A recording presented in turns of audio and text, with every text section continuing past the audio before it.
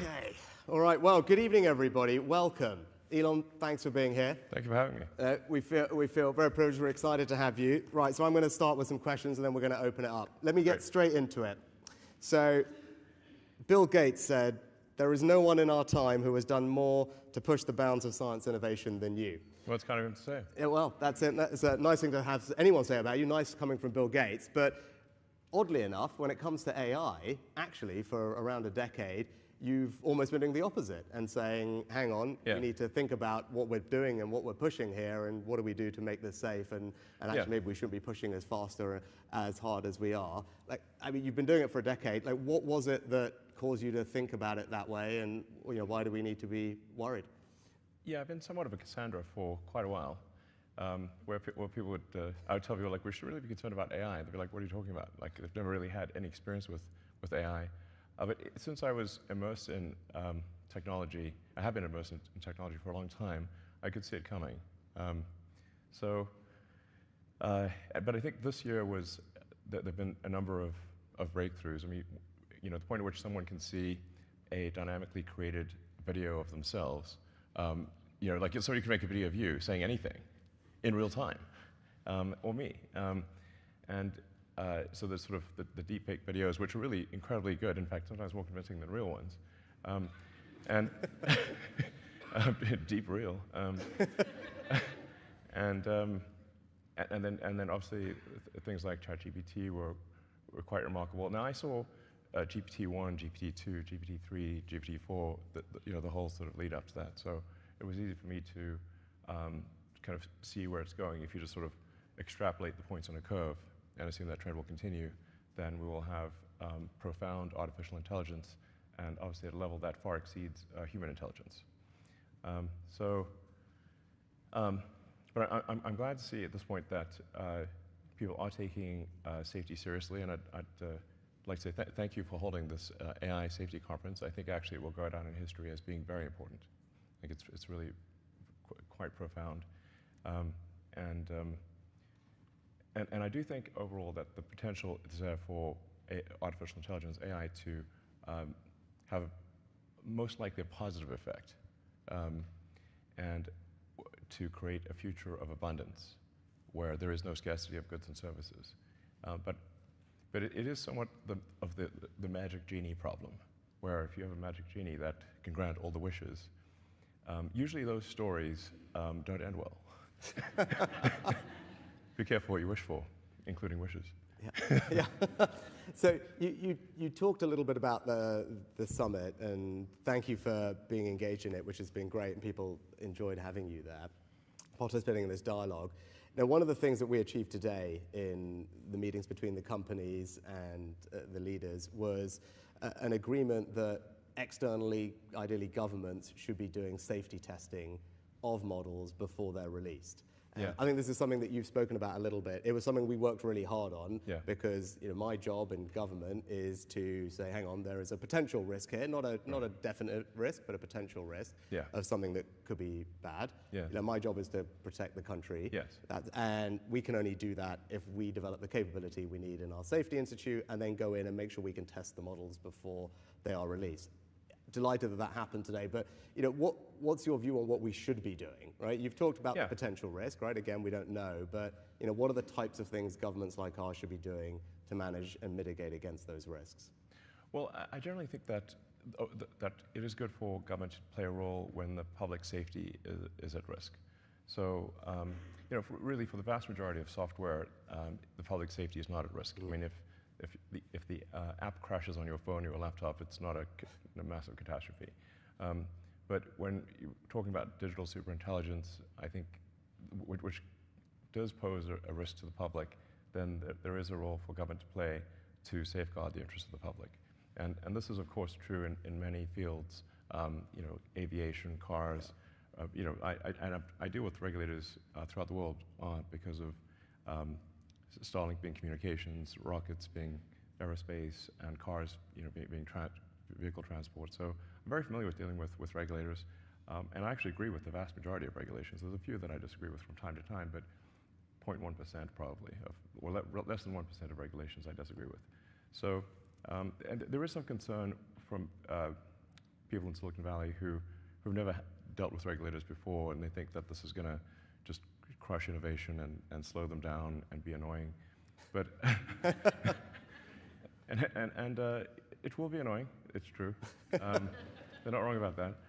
But I think we've learned over the years that having a referee is a good thing.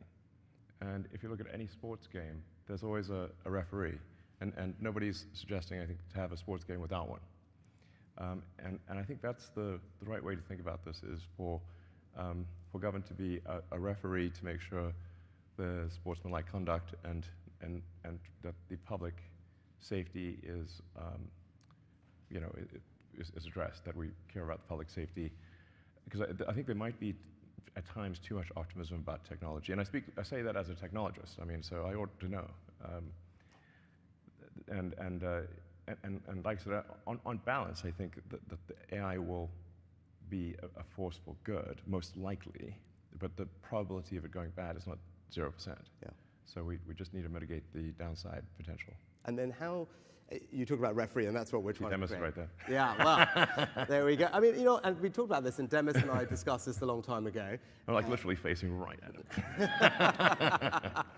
And actually, Demis, to his credit and the credit of people in the industry, did say that to us. Yeah. I think, Demis said it's not right that Demis and his colleagues are marking their own homework, right? There needs to be someone independent, and that's why we've developed the Safety Institute here. I mean, do you think governments can develop the expertise? One of the things we need to do is say, hang on, Demis, Sam, all the others have got a lot of very smart people doing this.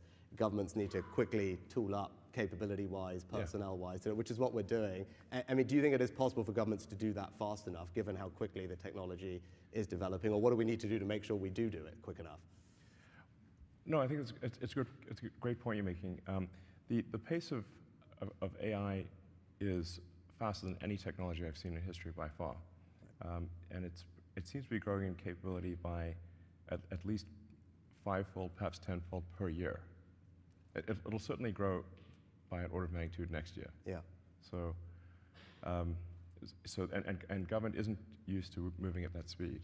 But I think even if there are not firm regulations, even if there isn't an enforcement capability, simply having insight and being able to highlight concerns to the public will be very powerful.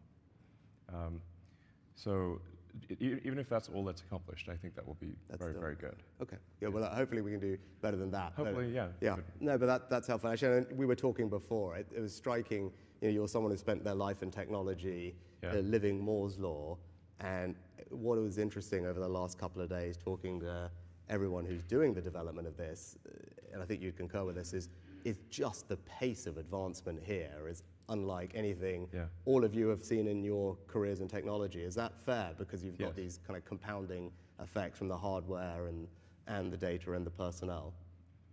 Yeah. I mean, the two, currently the two leading centers for AI development are the San Francisco Bay Area and the sort of London area. And there are many other places where it's being done, but those are the two leading areas. So I think if the United States and the UK and China are sort of aligned on safety, that's all going to be a good thing, because that's where the leadership is generally. I mean, it's interesting, you mentioned China there. So I took a decision to invite China to the summit over the last couple of days. And it was not an easy decision. A lot of people criticized me for it. My view was, if you're going to try and have serious conversation, you need to. But what were your thoughts? You do business all around the world. You just talked about it there. Yeah. Should we be engaging with them? Can we trust them? Is that the right thing to have done? If China is not on board with AI safety, it's somewhat of a moot situation. The single biggest objection that I get to any kind of AI regulation or sort of safety controls are, well, China's not going to do it, and therefore they will just jump into the lead and exceed us all. But actually, China is willing to participate in AI safety, and thank you for inviting them. And they, I think we should thank China for attending. When I was in China earlier this year, my main subject of discussion with the leadership in China was AI safety, and saying that this is really something that they should care about, and they took it seriously, and and you are too, which is great. And having them here, I think, was essential. Really, if they're not participants, it's pointless. It's pointless. Yeah, no, and I think we were pleased. I think they were engaged yesterday in the discussions and actually ended up signing the same communique that everyone else did. That's great. Which is a good start, right? And as I said, we need everyone to approach this in a similar way if we're going to have, I think, a realistic chance of resolving it. I was going to you talked about innovation earlier and regulation being annoying. There was a good debate today we had about open source. And I think you've kind of been a proponent of algorithmic transparency and making some of the X algorithms public. And I think we were talking about Jeffrey Hinton on the way in. Yeah. You know, he's been very concerned about open source models being used by bad actors. You've got a group of people who say they are critical to innovation happening in that distributed way. Look, it's a trick. There's probably no perfect answer, and there's a tricky balance. What are your thoughts on how we should approach this open source question, or where should we be targeting whatever regulatory or monitoring that we're going to do? Well, the open source algorithms and data tend to lag the closed source by 6 to 12 months.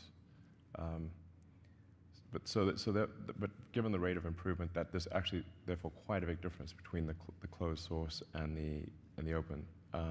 If things are improving by a factor of, let's say, 5 or more, then being a year behind you're 5 times worse. So it's a pretty big difference, and that might be actually an okay situation.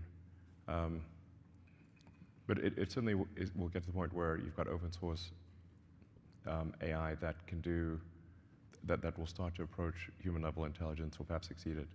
I don't know quite what to do about it. I think it's somewhat inevitable that there'll be some amount of open source, and I guess I would have a slight bias towards open source, because at least you can see what's going on, whereas closed source, you don't know what's going on. Now, it should be said with AI that even if it's open source, do you actually know what's going on? Because if you've got a gigantic data file and sort of billions of data points or weights and parameters, you can't just read it and see what it's going to do.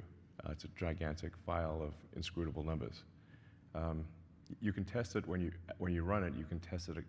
You can run a bunch of tests to see what it's going to do, but it's probabilistic as opposed to deterministic. It's not like traditional programming where you've got very discrete logic and the outcome is very predictable, and you can read each line and see what each line's going to do. A neural net is just a whole bunch of probabilities. I mean, it sort of ends up being a giant comma-separated value file.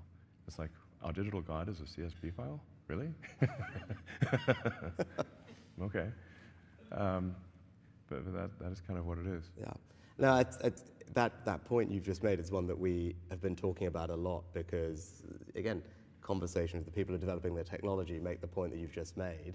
It is not like normal software where there's predictability about inputs improving leading to this particular output improving. Yeah. And as the models iterate and improve, we don't quite know what's going to come out the other end. I think Demis would agree with that, which is why I think there is this bias for, look, we need to get in there while the training runs are being done before the models are released to understand what is this new iteration brought about in terms of capability, which it sounds like you would agree with.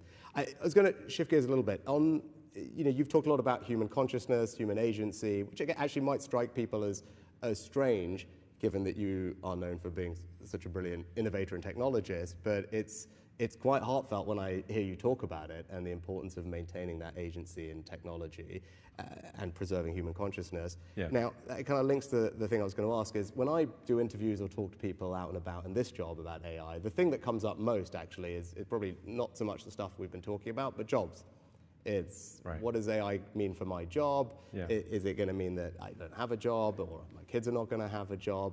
Now, my answer as a policymaker, as a leader, is actually AI is already creating jobs, and you can see that in the companies that are starting. Also, the way it's being used is a little bit more as a co-pilot necessarily versus replacing the person. There's still human agency, but it's helping you do your job better, which is a good thing. And as we've seen with technological revolutions in the past, clearly there's change in the labor market, the amount of jobs. I was quoting an MIT study today that they did a couple of years ago, something like 60% of the jobs at that moment didn't exist 40 years ago, so Sure. hard to predict.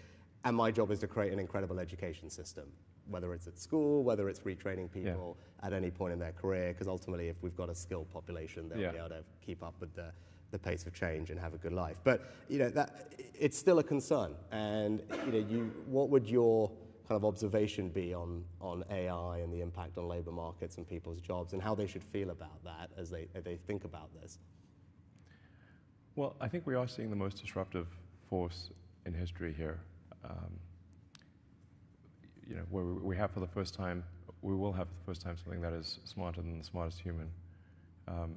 And that, I mean, it's hard to say exactly what that moment is, but there will come a point where no job is needed. You can have a job if you want to have a job for sort of personal satisfaction, but the AI will be able to do everything. So I don't know if that makes people comfortable or uncomfortable. That's why I say if you wish for a magic genie, that gives you any wishes you want, and there's no limit. You don't have this three wish limit nonsense. You just have as many wishes as you want. It's both good and bad.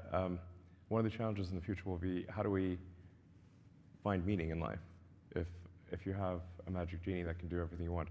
I do think it's hard, when there's new technology, it tends to usually follow an S-curve. In this case, we're going to be on the exponential portion of the S-curve for a long time. And you'll be able to ask for anything. It won't be, and we won't have universal basic income, we'll have universal high income.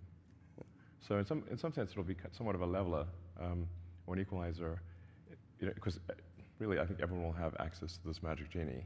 And you'll be able to ask any question. It'll certainly be good for education.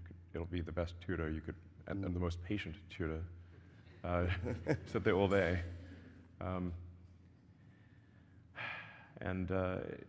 there will be no shortage of goods and services. We'll be an age of abundance. I think I'd recommend people read Ian Banks. The Banks culture books are probably the best envisioning, in fact, not probably, they're definitely by far the best envisioning of an AI future. There's nothing even close. So I'd really recommend Banks. I'm a very big fan. All his books are good. There's not say which one, all of them. So that'll give you a sense of what is I guess, a fairly utopian or protopian future with AI. Yeah.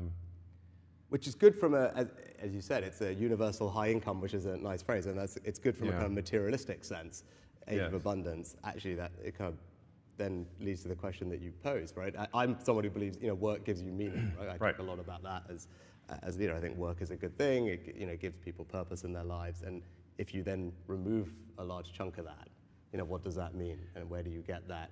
Yeah. Where do you get that drive, that motivation, that purpose? I mean, you were talking about it. You work a lot of hours.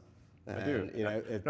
As I was mentioning when we were talking earlier, I have to somewhat engage in deliberate suspension of disbelief because if I'm putting so much blood, sweat, and tears into a work project and burning the 3 a.m. oil, then I'm like, wait, why am I doing this? I can just wait for the AI to do it. I'm just lashing myself for no reason. Yeah. Must be a glutton for punishment or something. We call Demis and tell him to hurry up, and then you can have a holiday, right? That's the plan.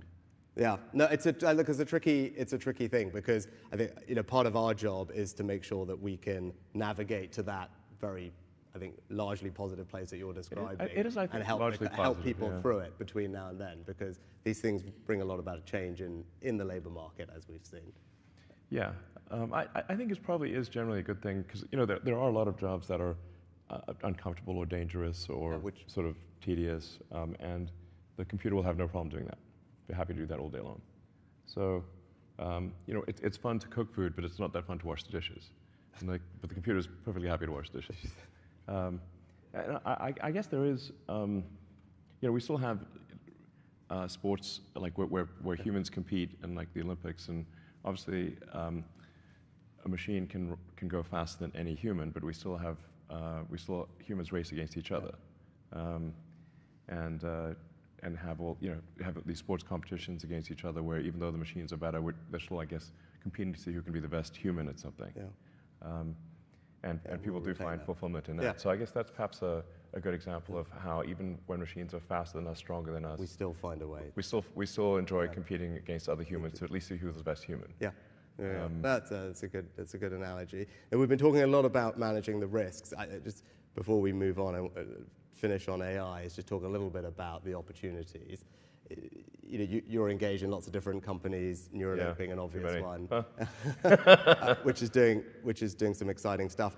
You touched on the thing that I'm probably most excited about, which is in education. Yeah. And I think many people will have seen Sal Khan's video from earlier this year, his TED Talk about, as you talked about, it's like personal tutor. Yeah, personal tutor, an amazing personal tutor. An amazing personal tutor, and we know the difference in learning. Having that personalized tutor is incredible compared to classroom learning. So if you can have every child have a personal tutor specifically for them that then just evolves with them over time, that could be extraordinary.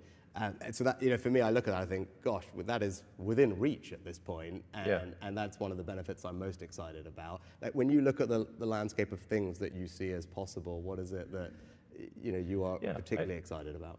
I think certainly AI tutors are going to be amazing. Perhaps already are. I think there's also perhaps companionship, which may seem odd because how can the computer really be your friend? But if you have an AI that has memory, and remembers all of your interactions and has read you can say like give it permission to read everything you've ever done. So it really will know you better than anyone, perhaps even yourself. And where you can talk to it every day, and those conversations build upon each other, you will actually have a great friend. As long as that friend can stay your friend and not get turned off or something. Don't turn off my friend. But I think that will actually be a real thing. And one of my sons is sort of has some learning disabilities and has trouble making friends actually. And I was like, well, an AI friend would actually be great for him. Oh, okay. That was a surprising answer, but that's actually worth reflecting on. That's really interesting. I mean, we're already seeing it actually as we deliver, psychotherapy anyway, now doing far more by digitally and by telephone to people, and it's making a huge difference. And you can see a world in which actually, AI can provide that social benefit to people. Just a quick question on X, and then we should open it up to everybody. You made a change. Made many changes, but quite a few. One of the changes. You love that letter. Yeah. I've got a real thing about it. You really do. You really do. One of the changes, which kind of goes into the space that we have to operate in, and this balance between free speech and moderation is something we grapple with as politicians. Sure. You were grappling with your own version of that, and you moved away from a kind of manual human.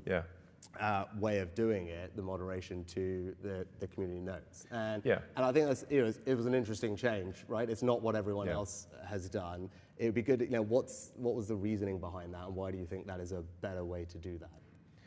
Part of the problem is if you empower people as censors, then there's going to be some amount of bias they have, and then whoever appoints the censors is effectively in control of information. So then. The idea behind community notes is, well, how do we have a consensus-driven, so it's not really censoring it, but consensus-driven approach to truth. How do we make things the least amount untrue? Like you can say, like, one can't perhaps get to pure truth, but you can aspire to be more truthful. So the thing about community notes is it doesn't actually delete anything, it simply adds context. Now that context could be, this thing is untrue for the following reasons. But importantly with community notes, everything is open source actually, so you can see the software, every line of the software, you can see all of the data that went into a community note, and you can independently create that community note. So if you see manipulation of the data, you can actually highlight that and say, well, there appears to be some gaming of the system, and you can suggest improvements. So it's maximum transparency, which is, I think, combined with the kind of wisdom of the crowds and transparency to get to a better answer, isn't it? And really, one of the key elements of community notes is that in order for a note to be shown, people who have historically disagreed must agree. And there is a bit of AI usage here. So we'll populate a parameter space around each contributor to community notes, and then a parameter space. So everyone's got basically these vectors associated with them. So it's not as simple as right or left. It's saying it's several hundred vectors that because things are more complicated than simply right or left.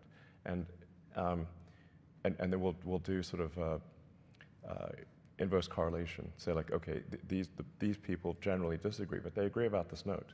Okay, so then that gives the note credibility. Okay. Yeah, Oh, that's the core of it, and it's working quite well. Yeah. I've yet to see a note actually be present for more than a few hours that is incorrect. So the batting average is extremely good. And when I ask people, say, oh, they're worried about community notes sort of being disinformation, I'm like, send me one, and then they can't. So I think it's quite good. I mean, the general aspiration is with the X platform is to inform and entertain the public, and to be as accurate as possible and as truthful as possible, even if someone doesn't like the truth. You know, people don't always like the truth. No. Not always. But that's the aspiration, and I think if we stay true to the truth, then I think we'll find that people use the system to learn what is going on, and to learn. I think actually truth pays. So I think it'll be what I mean. Assuming you don't want to engage in self-delusion, then I think it's the smart move. You know, so. Excellent, very helpful. Right, let's open it up to all our guests here. We've got some microphones. They'll come. Put your hands up. They'll come and find you. Yes, go for it. Thank you. Good evening, Alice Bentinck from Entrepreneur First. Thank you for a fascinating conversation. I suppose a question for each of you. Prime Minister, the UK has some of the best universities in the world. We have the talent. What will it take for the UK to be a real breeding ground for unicorn companies? And Elon, being a founder in the UK is still a non-obvious career choice for the most exceptional technical talent. What are the cultural elements that we need to put into place to change this? Thank you both. John, you want to go first? Go for it. Sure. Well, you're right that there are cultural elements where you know the culture should celebrate creating new companies, and there should be a bias towards supporting small companies, because they're the ones that need nurturing. The larger companies really don't need nurturing. So you know, just you can think of it sort of like a garden. If it's a little sprout, it needs nurturing. If it's a mighty oak, it doesn't need quite as much. So I think that is a mindset change that is important. But I should mention that London is, you know, London and San Francisco, or the Bay Area, are really the two centers for AI. So London is actually doing very well on that front. The two leading locations on Earth. And, you know, San Francisco's probably ahead of London, but London's really very strong. Or London area, Greater London, home counties, I guess. Keep going. So I'm just saying objectively this is the case. But you do need that. You need the infrastructure. You need landlords who are willing to rent to new companies. You need law firms and accountants that are willing to support new companies, and it's generally it is a mindset change, and I think some of that is happening. But I think really it's just culturally people need to decide this is a good thing. Yeah. No, actually, well, thanks for what you said about the UK. It's something that we work hard on. Lots of people in the room are part of what makes this a fabulous place for innovative companies, including Alice. So, Alice, what I'd say is, you know, my job is to get all the nuts and bolts right, make sure that all of you are starting companies can raise the capital that you need, everything from, you know, your seed funding with our incredible, you know, EIS tax reliefs, all the way through to, you know, your late stage rounds, and we need reform of our pension funds, and the Chancellor's got a bunch of incredible reforms to unlock capital from all the people who have it and deploy it into growth equity, right? That is a work in progress. We're not there yet, but I think we're making good progress. We need talent, we need people, you know, so that means an education system that prioritizes the things that matter and You've seen my reforms. I go on about more maths, more maths, more maths. But I think that is important. But also attracting the best and the brightest here. If you look at our fastest growing companies in this country, and I think it's probably the same in the US, over half of them have a non-British founder. Right? And so that tells you we've got to be a place that is open to the world's best and brightest entrepreneurial talent. So the visa regime that we've put in place, I think, does that, makes it easy for those people to come here. And then actually it's the thing that we spent the beginning of the session talking about, the regulation, right? Making sure that we've got a regulatory system that's pro-innovation, that, yeah, of course we always need guardrails on the things that will worry us, but we've got to create a space for people to innovate and do different things. And those are all my jobs. The thing that is tougher is the thing that Elon talked about, which is culture, right? It's how do you transpose that culture from places like Silicon Valley across the world, where people are unafraid to give up the security of a regular paycheck to go and start something and be comfortable with failure. You talked about that a lot. I think you talked about it more when you were playing games, right?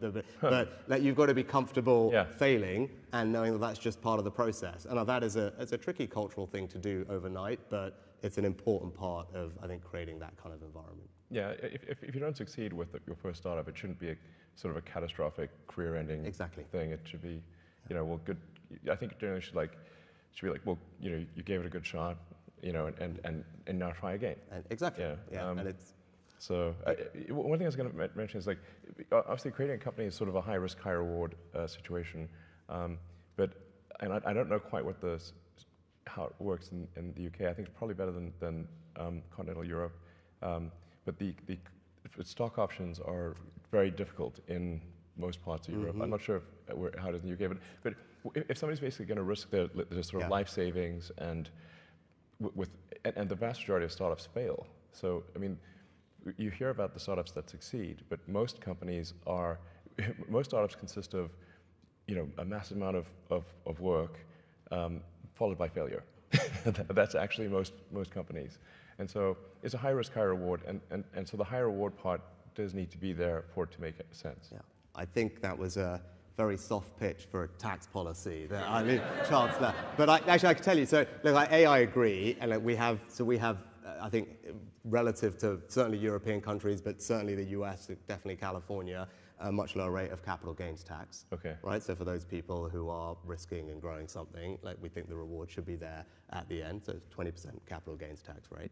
And on stock options, I don't know if we've got anyone from Index Ventures in the room. So Index, one of our leading VC funds here, they do a regular report looking at most countries' tax treatment of stock options. Yeah. And when I was Chancellor, Treasury Secretary equivalent, we were, I think, down at, we were pretty good, but we were 4th or 5th. And I said, we need to, for exactly the reason that you mentioned, I was like, this has got to be the best place for innovators. We need to move that up.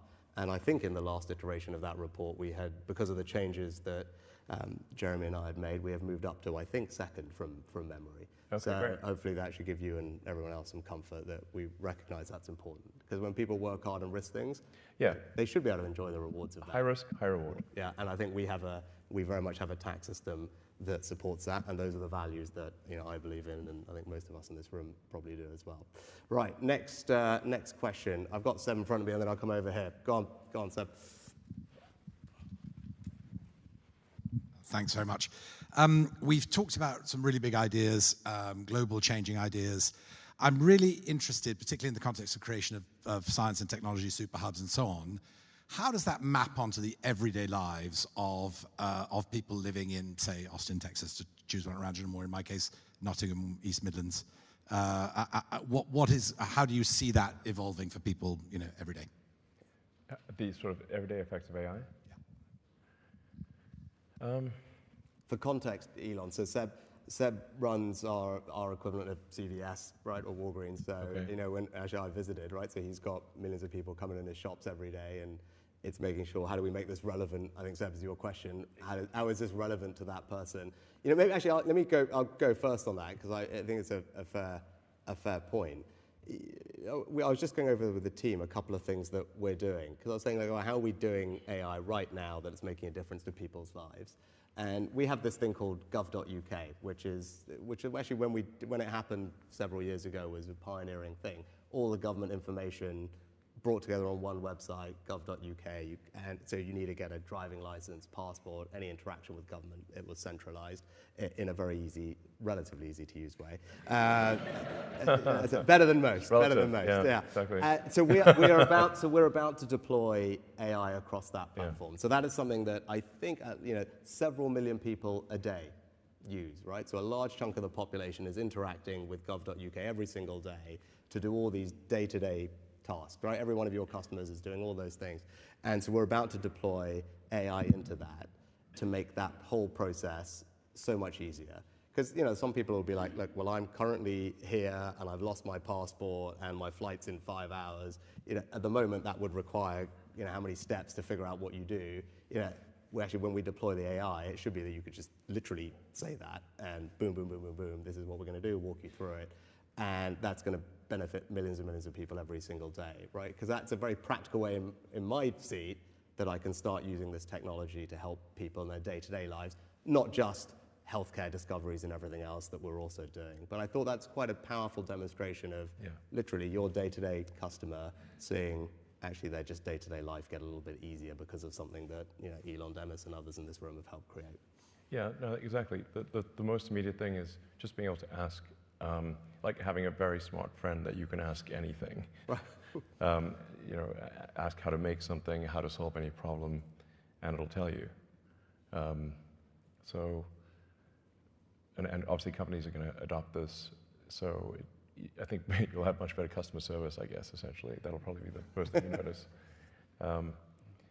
And then if we talked about education, so having a tutor, so if you're trying to understand a subject, like having a phenomenal tutor on any subject, that's really pretty much there already almost. I mean, we need to, obviously AI needs to stop hallucinating before, it can't give you, we still have a little bit of the problem where it can give you an answer that's confidently wrong, with great grammar, and bullet points and everything and citations. It was not real. So it has to be, okay, we need to make sure it's not giving you confidently wrong tutor answers. But that's going to happen pretty quickly where it is actually correct.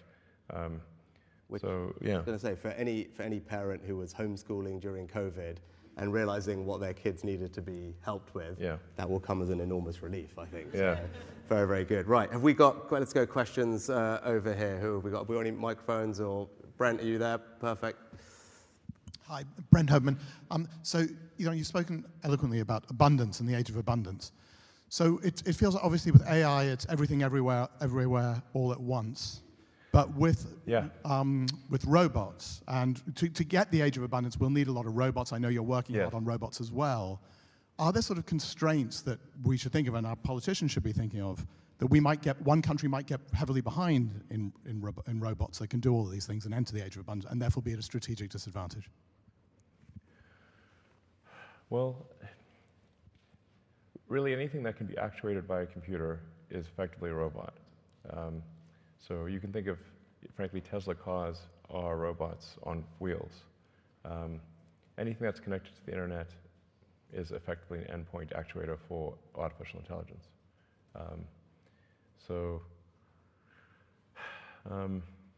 You've got Boston Dynamics. Obviously, they've been making impressive robots for a while.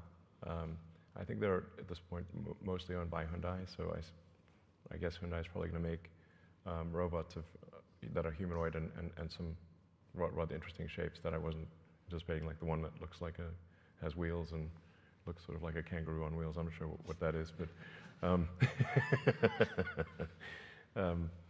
looks a little demented, frankly. But there's going to be all sorts of robots. You've got the company Dyson in the UK, which I think does some pretty impressive things. I think the UK will not be behind, actually, on that front. UK also has ARM, which is really the best, one of the best, perhaps the best, in chip design in the world. Tesla uses a lot of ARM technology. Almost everyone does, actually. So I think the UK is in a strong position.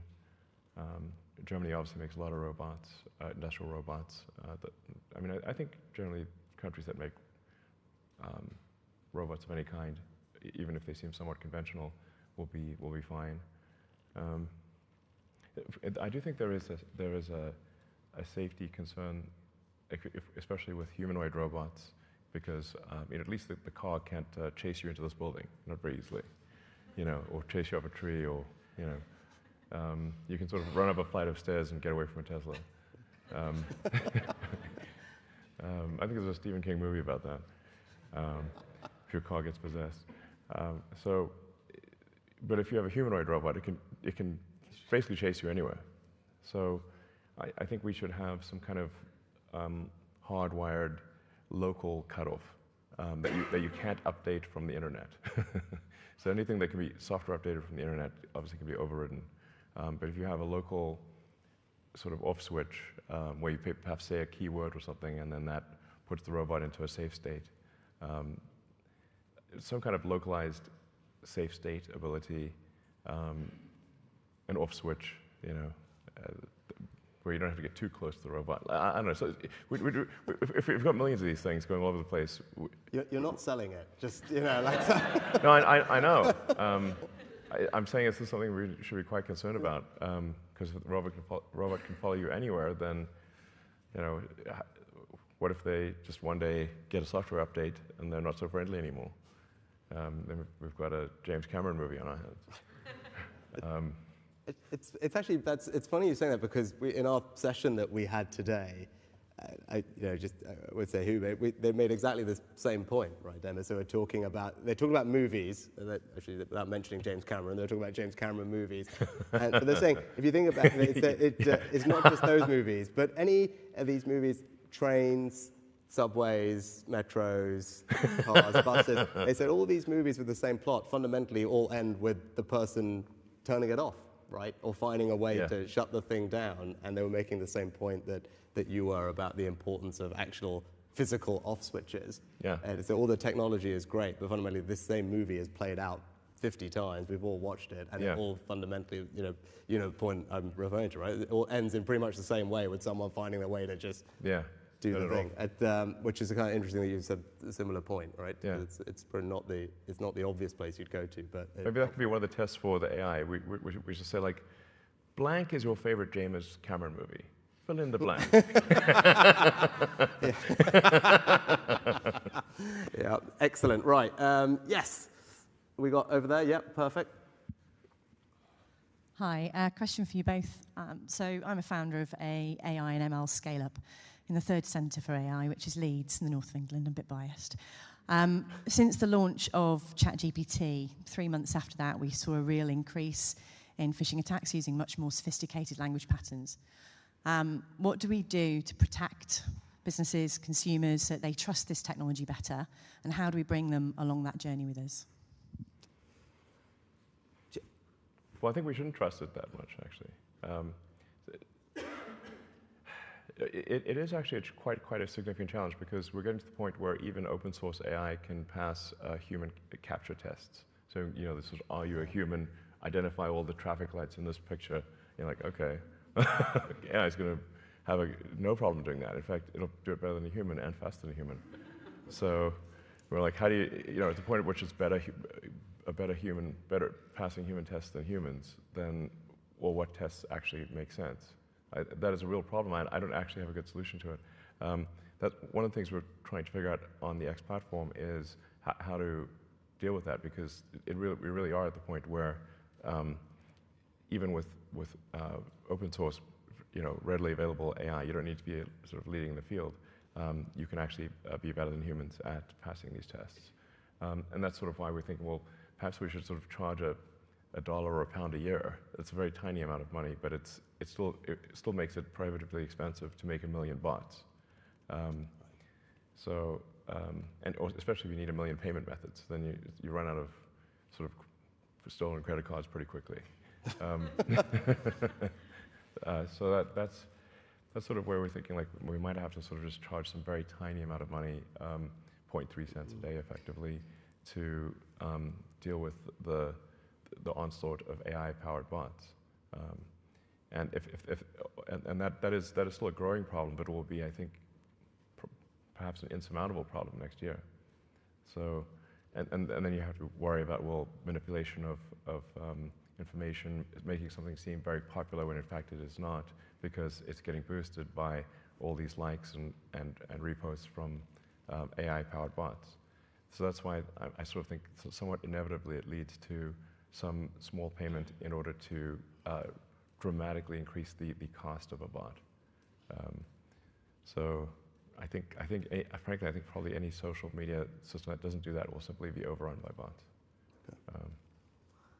I think my general answer would be, we need to show that we are on top of mitigating the risks, right? So people can trust the technology. That's what actually the last couple of days has been about on the Safety Summit, is just showing, we're investing in the Safety Institute, having the people who can do the research on these things to figure out how we mitigate against them. And we have to do it fast, and we have to keep iterating it. Because I think all of us probably in this room believe that the technology can be incredibly powerful, but we've got to make sure we bring people along that journey with us, that we're handling the risks that are there. And as I said, there's a job to do. And the last couple of days, I think we made good progress on it, because we want to focus on the positives and manage these things. But that requires action.